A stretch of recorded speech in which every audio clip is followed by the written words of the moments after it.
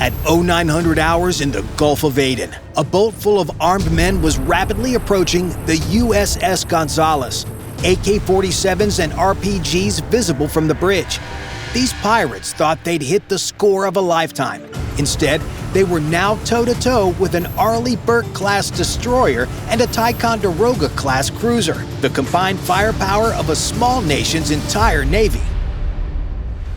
The Skiff, a large diesel-powered mothership towing two smaller gasoline attack boats, was pushing across open water at 15 knots, 3,000 yards in closing. The Gonzalez's bridge watch classified the contact as suspect almost immediately. The towed attack boats were the first red flag. Legitimate fishermen don't drag fast boats behind them like trailers at a NASCAR race, but suspect doesn't mean hostile. The Gulf of Aden is full of weird-looking boat configurations. Fishermen tow skiffs to different grounds. Smugglers haul cargo between ports. And sometimes a boat that looks wrong is just a boat that looks wrong. In these waters, you investigate before you escalate. You can't shoot every contact that makes you nervous. Or you'd run out of ammunition before lunch and start an international incident before dinner. The officer of the deck passed the word to the Combat Information Center, known as the CIC, and launched a rigid-hull inflatable boat to intercept. Standard procedure. Boarding teams do this dozens of times a month in these waters. Motor out, pull alongside, check paperwork, check cargo, wave goodbye. It's routine the way a traffic stop is routine. You do it constantly. It almost never goes bad. And the one time it does, you're standing next to the problem with no backup plan. The RHIB you see here motored away from the Gonzalez toward the approaching contact. 5 guys in a rubber boat with rifles, sent to politely ask a suspect vessel what it's up to.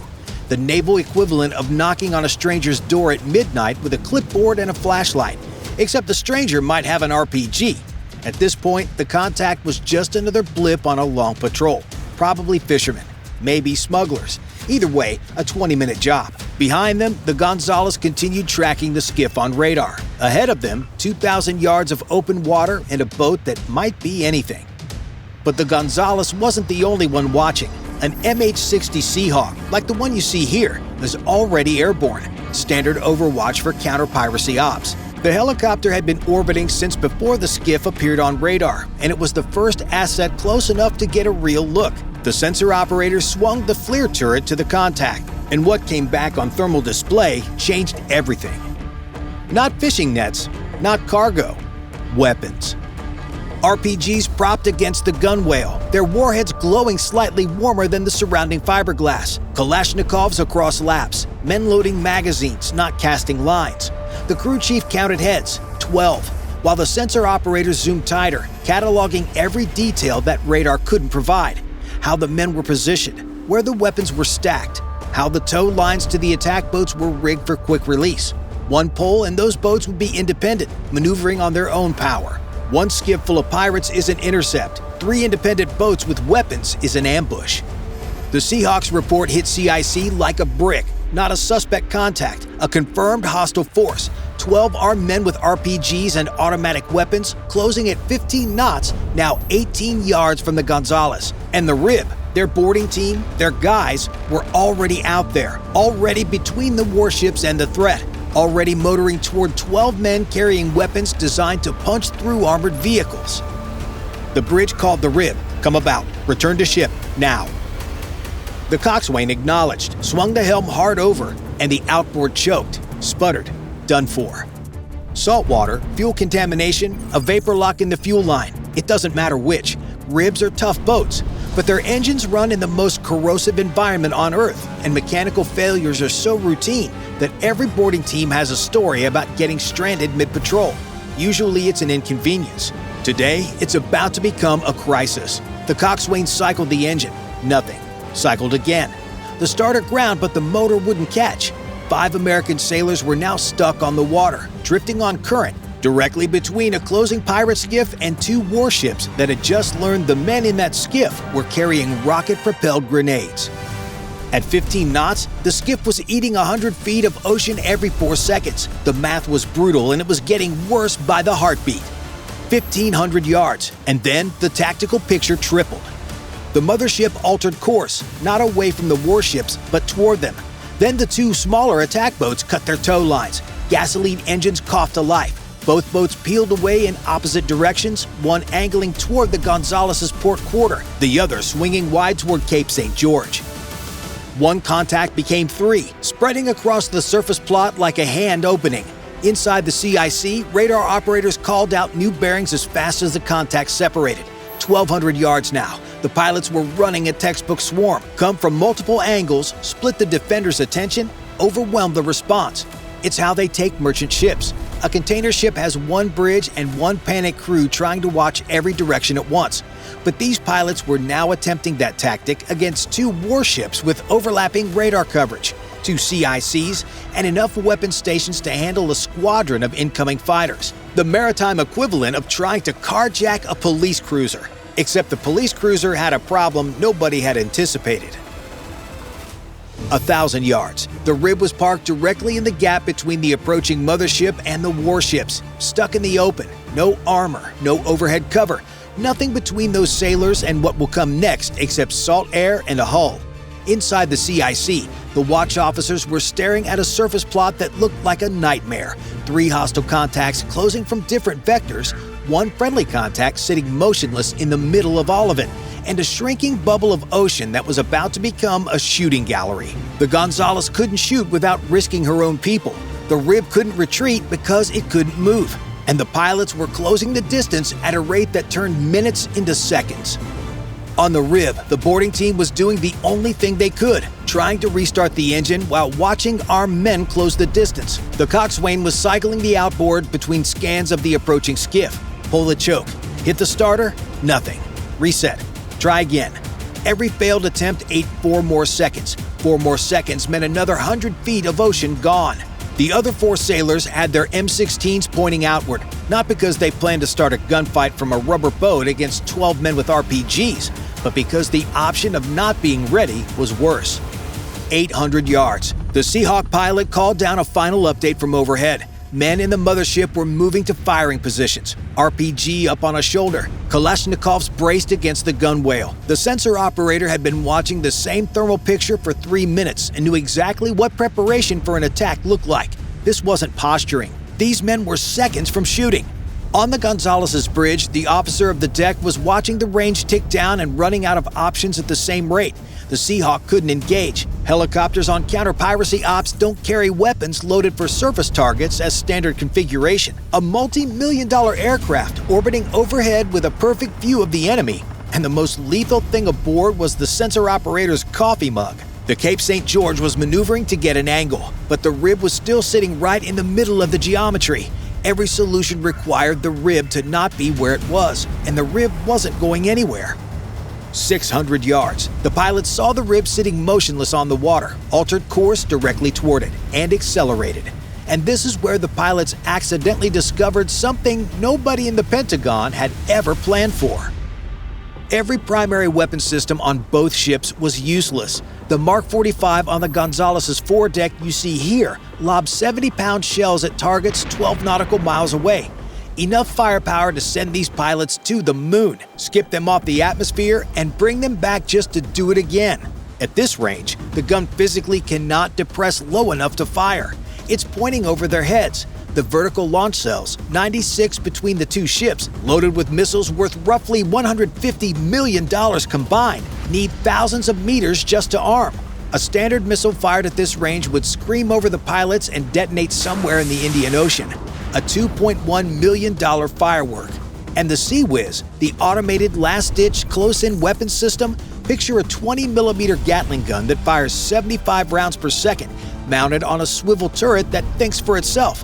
No human pulls the trigger.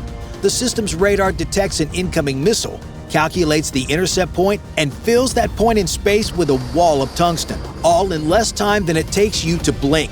It's the last thing a cruise missile sees before it becomes shrapnel confetti. But Sea-Whiz was designed to hit objects moving at twice the speed of sound at ranges measured in miles. It doesn't have a setting for guy in a dinghy with a Kalashnikov at this range. You could press every button in CIC and the only thing you'd accomplish is wasting electricity. These ships were built to fight a blue water naval war at 60 miles. The pirates had stumbled inside the one engagement envelope where $1 billion of Aegis technology was less useful than a shotgun from Walmart. The answer was 50 cals and personal weapons. That's it. $1 billion warship reduced to machine guns.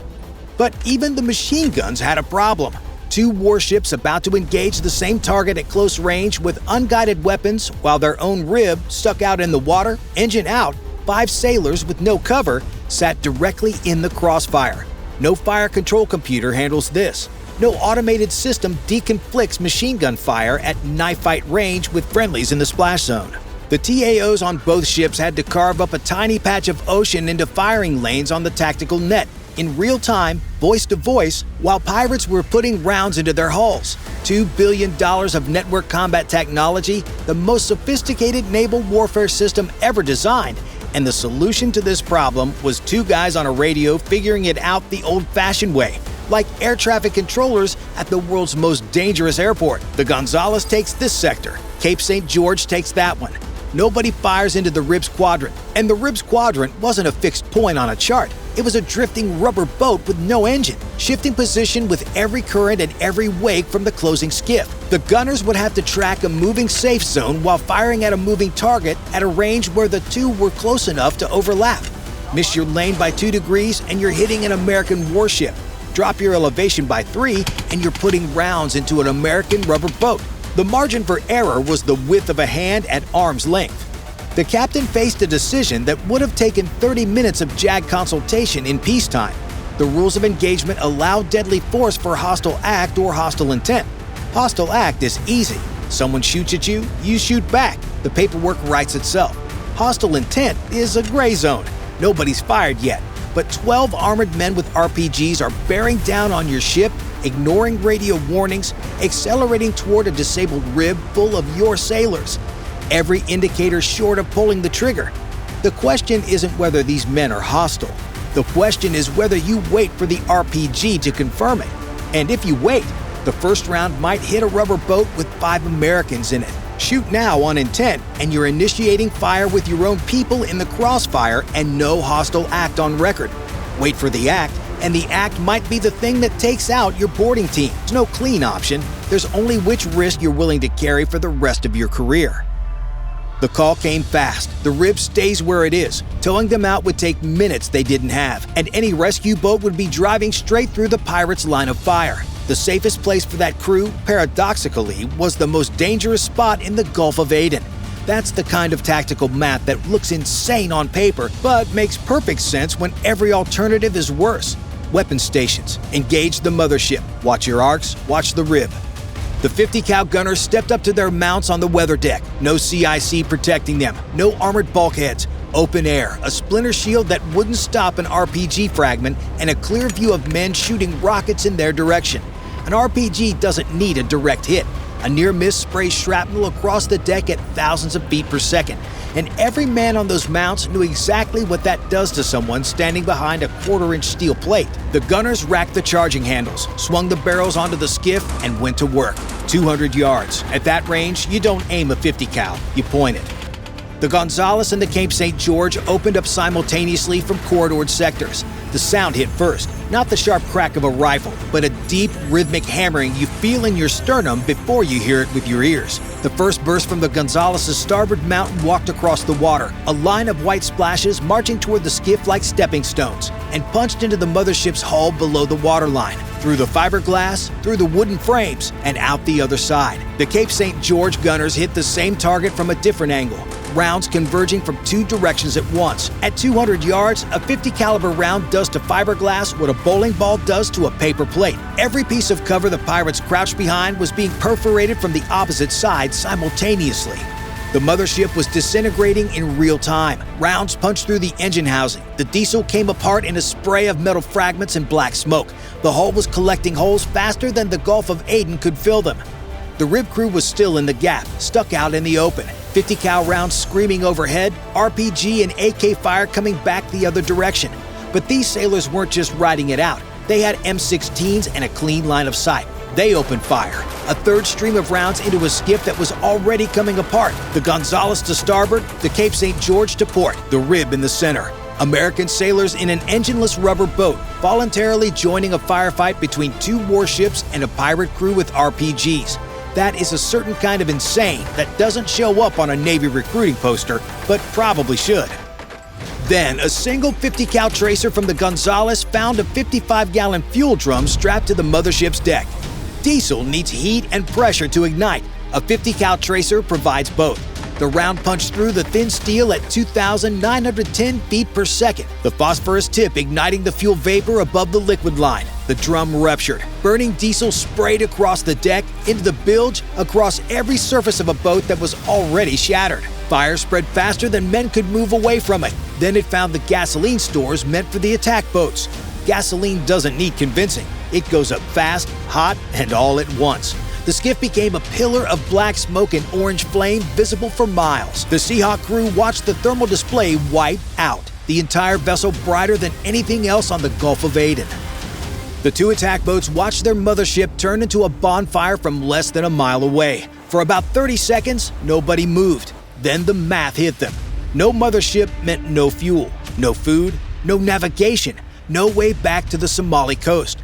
300 miles of open Indian Ocean. They were sitting in gasoline-powered skiffs with range measured in dozens of miles, not hundreds. The Cape St. George was right there. Her 50 cals were still manned, barrels hot. The Seahawks circled overhead, feeding positions to CIC, and the RHIB crew still had their M16s trained on the nearest skiff. Weapons went down, hands went up. The first smart decision anyone on the Somali side had made all day. 12 pirates captured. 12 men who woke up that morning expecting to retire off one hijacking, now sitting zip-tied on the deck of a Ticonderoga-class cruiser, surrounded by 122 vertical launch cells, millions of dollars in guided missiles, radar systems that can track a baseball at 165 miles, the most advanced naval combat system ever built, and not one piece of it could have stopped them 20 minutes ago. All it took was a broken outboard motor to turn the world's most powerful navy into a gunfight at a gas station. Bye for now.